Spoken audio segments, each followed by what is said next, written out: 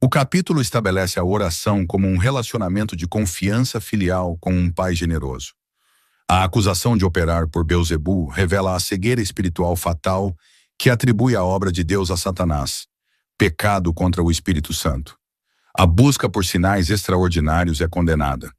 O único sinal dado é o de Jonas, a morte e ressurreição de Jesus. Os ais contra os fariseus expõem uma religiosidade que cuida do exterior, mas está cheia de rapina e injustiça por dentro. Eles carregam o conhecimento, mas o usam para oprimir. O ensino final é solene. A luz recebida, Cristo, deve iluminar todo o ser. Rejeitá-la é escolher a escuridão eterna. Evangelho de Lucas, capítulo 11. De uma feita estava Jesus orando em certo lugar. Quando terminou, um dos seus discípulos lhe pediu: Senhor, ensina-nos a orar como também João ensinou aos seus discípulos. Então ele os ensinou: Quando orardes, dizei: Pai, santificado seja o teu nome. Venha o teu reino. O pão nosso cotidiano dá-nos de dia em dia. Perdoa-nos os nossos pecados, pois também nós perdoamos a todo o que nos deve. E não nos deixes cair em tentação. Disse-lhes ainda Jesus: Qual dentre vós, tendo um amigo, e este for procurá-lo à meia-noite e lhe disser: Amigo, empresta-me 3 pães, pois o meu amigo, chegando de viagem, procurou-me, e eu nada tenho que lhe oferecer. E o outro lhe responda lá de dentro, dizendo: Não me importunes, a porta já está fechada, e os meus filhos comigo também já estão deitados. Não posso levantar-me para tos dar. Digo-vos que, se não se levantar para dar-lhes por ser seu amigo, todavia o fará por causa da importunação, e lhe dará tudo o de que tiver necessidade. Por isso vos digo: pedi e dar-se-vos-á, buscai e achareis, batei e abrir-se-vos-á. Pois todo o que pede recebe, o que busca encontra, e a quem bate abrir-se-lhe-á. Qual dentre vós é o pai que, se o filho lhe pedir pão, lhe dará uma pedra? Ou se pedir um peixe, lhe dará em lugar de peixe uma cobra? Ou se lhe pedir um ovo, lhe dará um escorpião? Ora, se vós, que sois maus, sabeis dar boas dádivas aos vossos filhos, quanto mais o Pai Celestial dará o Espírito Santo àqueles que lhe o pedirem. De outra feita, estava Jesus expelindo um demônio que era mudo. E aconteceu que, ao sair o demônio, o mudo passou a falar. E as multidões se admiravam. Mas alguns dentre eles diziam: Ora, ele expele os demônios pelo poder de Beelzebu, o maioral dos demônios. E outros, tentando-o, pediam dele um sinal do céu. E sabendo ele o que se lhes passava pelo Espírito, disse-lhes: Todo reino dividido contra si mesmo ficará deserto, e casa sobre casa cairá. Se também Satanás estiver dividido contra si mesmo, como subsistirá o seu reino? Isto, porque dizeis que eu expulso os demônios por Beelzebu. E se eu expulso os demônios por Beelzebu, por quem os expulsam vossos filhos? Por isso eles mesmos serão os vossos juízes.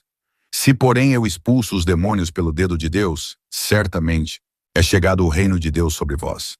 Quando o valente, bem armado, guarda a sua própria casa, ficam em segurança todos os seus bens. Sobrevindo, porém, um mais valente do que ele, vence-o, tira-lhe a armadura em que confiava e lhe divide os despojos. Quem não é por mim é contra mim, e quem comigo não ajunta espalha. Quando o espírito imundo sai do homem, anda por lugares áridos, procurando repouso, e não o achando, diz: Voltarei para minha casa, donde saí. E tendo voltado, a encontra varrida e ornamentada. Então vai e leva consigo outros 7 espíritos, piores do que ele, e saem-se entrando, habitam ali. E o último estado daquele homem se torna pior do que o primeiro.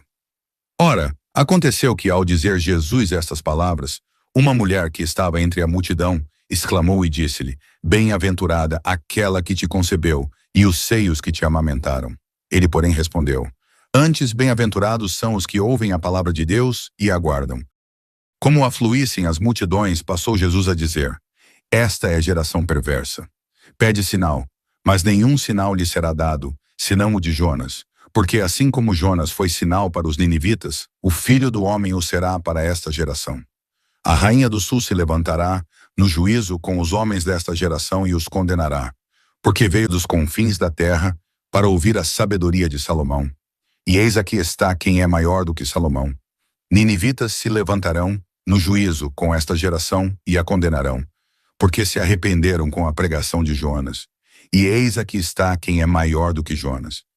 Ninguém, depois de acender uma candeia, a põe em lugar escondido, nem debaixo do alqueire, mas no velador, a fim de que os que entram vejam a luz.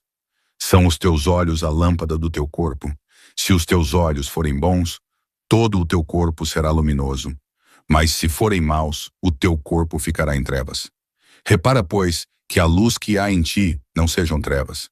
Se, portanto, todo o teu corpo for luminoso, sem ter qualquer parte em trevas, será todo resplandecente como a candeia quando te ilumina em plena luz.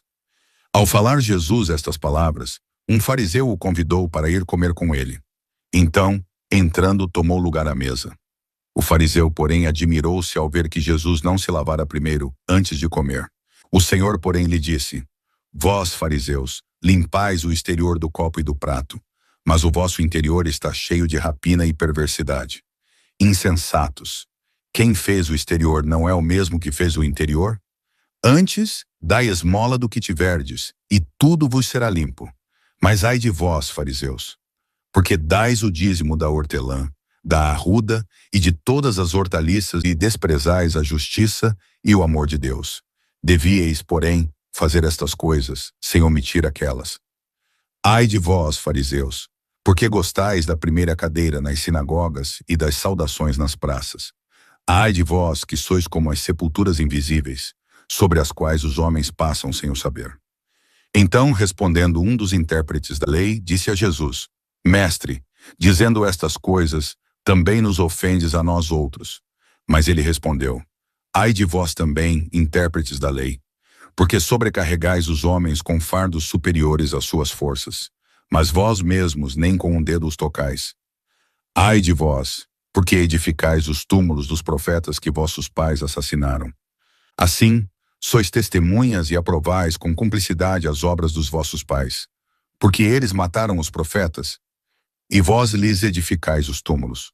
Por isso também disse a sabedoria de Deus: Enviar-lhes-ei profetas e apóstolos, e a alguns deles matarão, e a outros perseguirão, para que desta geração se peçam contas do sangue dos profetas, derramado desde a fundação do mundo, desde o sangue de Abel até ao de Zacarias, que foi assassinado entre o altar e a casa de Deus.